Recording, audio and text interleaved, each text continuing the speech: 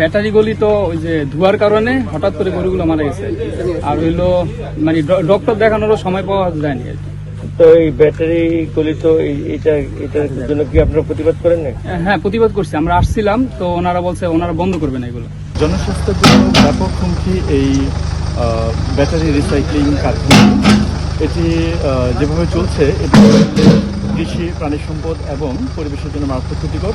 এরকম প্রতিষ্ঠান যদি আরও আমাদের নজরে আসে, আমরা পরিবেশ সংরক্ষণে ভূমিকা রাখবো এবং এই প্রতিষ্ঠান সম্পর্কে উচ্ছেদ করবো।